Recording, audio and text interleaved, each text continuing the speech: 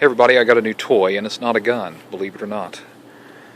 My wife decided she wanted to start riding with me, and although she has ridden on the FZ6 with me before, she wanted something that had a little bit more comfortable seat for her.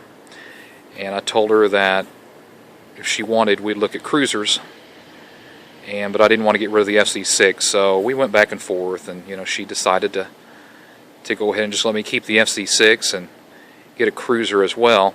And like the old saying goes, you got to keep mama happy. So hopefully with this bike I can get my wife away on weekend trips, maybe go down to Texas or something, and got enough storage space on this bike to throw some clothes and things like that and just get out on the open road and kind of cruise in style. I hadn't had a cruiser in a lot of years. I had that Sportster for a short time and liked it, but I've mainly been on sport bikes and sport touring bikes for years. So I went and started looking. I looked at the Honda VTXs and Kawasaki Vulcans. I like all those. They're all great. I even thought about getting another Harley, but I didn't want to pay the prices that Harley's asking. Even the used Harleys are marked way up. And the metric cruisers just kind of seem to be more my pace as far as what I'd had in the past the most, and as far as my pocketbook was concerned. I never imagined a million years I would choose a Boulevard, but I really like the looks of these bikes, and I found a really good deal on this one. This is an '06 Suzuki Boulevard C90T. It's their touring model, factory touring model. It's their 1500cc. And I guess it's supposed to, in 2006, it was supposed to directly compete with Harley's bagger models. And I read the reviews, and the reviews are real good on this bike. It's got self-adjusting valves, so you don't have to mess with it. It's got shaft drive, you don't have to worry about a belt or chain. It's fuel injected. It's reliable. I've heard of people putting 80, 100,000 miles on these bikes before they have to do anything to them.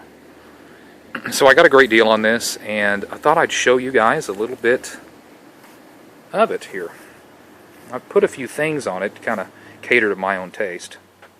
Now, what makes it the touring model is the fact that it has the Boulevard accessories already on it from the factory, and you know that by looking at the badges. See that Suzuki Boulevard emblem right there?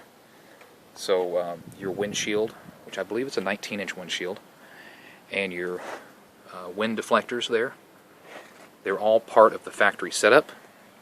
It's got real nice chrome hardware. And that windshield alone with the chrome deflector, the deflectors, would probably cost you about $400 if you put it on, just any other standard C90. It also came with the studded touring seats, passenger and rider.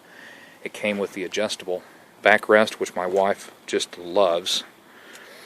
All the hardware here is a triple chrome plated, and the brackets are real nice and sturdy, and they're bolted directly into the fender rails.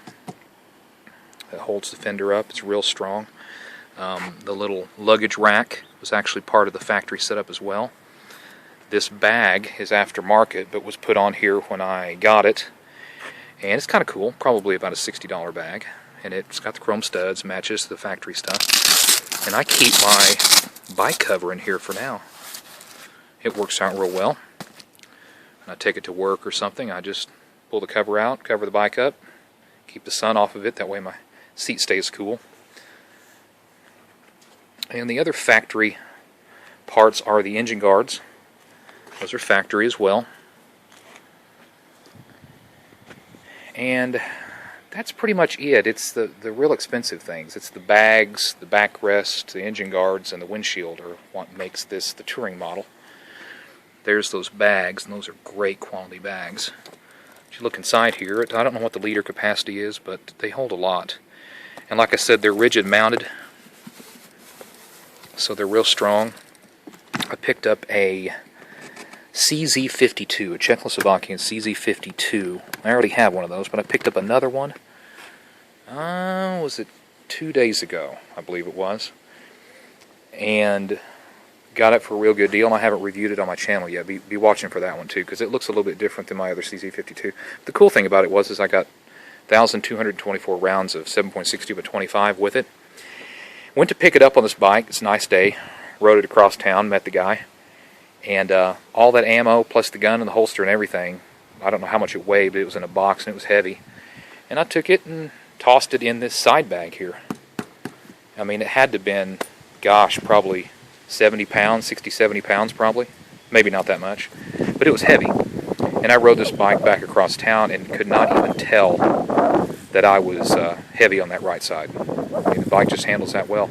And those bags are that sturdy that it handled that weight with no problem whatsoever. So I think a lot of this bike, you know, it's been a good bike. I've not had it very long, but I really enjoyed it, and I've done a few other little things to it. I got the Kuryakin clear lenses. They used to have the orange lenses, and I like the clear lenses a bit better. I got a chrome cover for my tail light made by Show Chrome.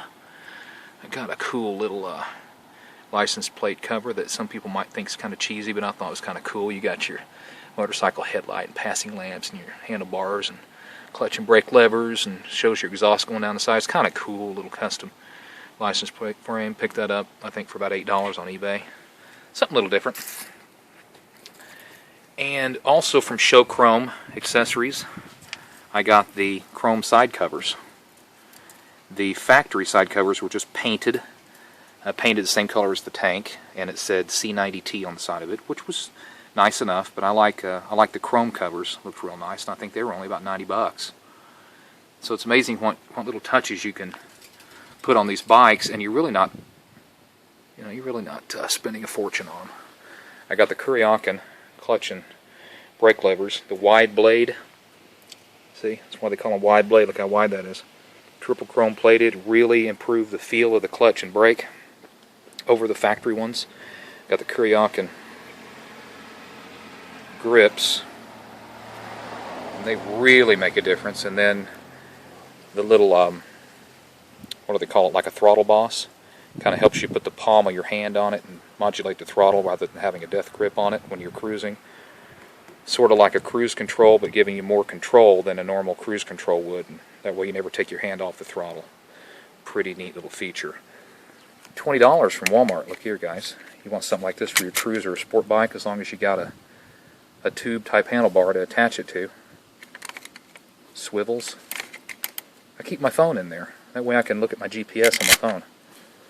And it just just clamps right to your bar. Pretty neat. $20. Go get you one if you're looking for something like that to hold your cell phone. That way you don't have to put your cell phone in your pocket when you ride. There's the clear lenses in the front.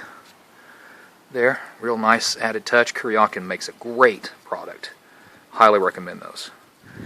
And some may call it cheesy, I call it cool. The little tri-bar headlight cover. It will fit any headlight that size. Doesn't matter if it's made by Honda, Suzuki, Harley, or Victory. If it's that size headlight, it will fit it. And it's got a little spike on it. Kind of cool. I mean, who wants their headlight looking the same as everybody else, right? There's the other side cover. Chrome side cover. Now, when we get these bikes, we always want to take that emissions control crap off there so our bike doesn't backfire and fart and kick and carry on when we let off the throttle. And the reason it does that is because of the pair valve, the emissions control crap that's on it. What it does is it injects air back up into the air box and helps to kind of burn out those spent gases. And that's what causes all that burping and farting and carrying on when you let off the throttle. When you get aftermarket exhaust like this, it just compounds that. It still does it with the factory exhaust, but you don't hear it as much because of the big baffle inside the factory exhaust. So I ordered the pair valve removal kit, $20. What it did was, if you look right here, you see these two little bolts right there. If you can see it or not, pick up in the camera. It blocks those holes. See right there. And then you've got these 3 black screws here that cover the holes where the cover was before. And I like those naked jugs like that. I think it looks a whole lot better than that cough drop style chrome cover that used to be sitting here, because it wasn't even an air filter cover like it is on a lot of bikes. It just held all that emissions control crap inside of it, and you once you took that stuff off, then you take the chrome cover off, because your air box is actually underneath your tank. On the Boulevard C90s, your gas tank is actually under your seat, which is really nice because your center of gravity is real low. Everything's all down low, all your weight, rather than a lot of your weight being up top with your fuel. It's all down low, so people that are short-legged or you know, something like that, I mean, they can hold the bike up. Someone that's kind of weaker in the legs, maybe not quite as confident holding up a 730-pound bike, can really hold this bike up a lot easier because your center of gravity is so low, because of the placement of your gas tank, which is very nice. Now, there's one drawback to that. You sacrifice fuel capacity for that. I think it's only got like a 3.2 gallon tank, which in my opinion kind of sucks. But you give and take, you know, there's goods and bads to everything. And there's the Road Burner Pro 3-inch Drag Pro exhaust. I highly recommend those. When you put aftermarket exhaust on your cruisers or sport bikes, be sure and put new exhaust gaskets in, or you're going to get air leaking around your heads there. Your exhaust heads, your exhaust gaskets, or exhaust ports, I'm sorry. Those are real nice. It's a 3-inch heat shield, and they sound pretty good. Let's start this thing up. Let's see, the ignition on these are way down here on the side.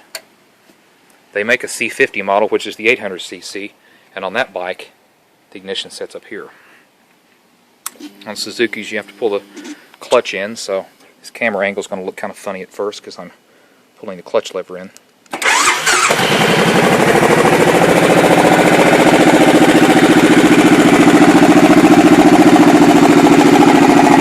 Fuel injected, so your idle starts kind of high, like normal, and it will settle down. I think I've got the idle set at about 1200 RPM, like that, 1200 RPM. That can be adjusted to your taste.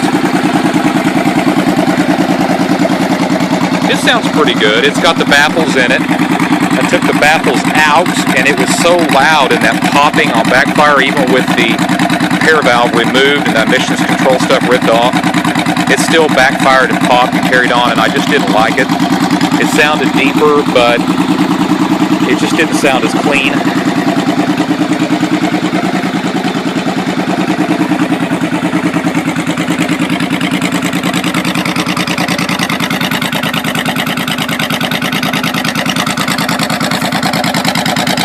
I've got a tail light bulb that rotates and modulates all the time.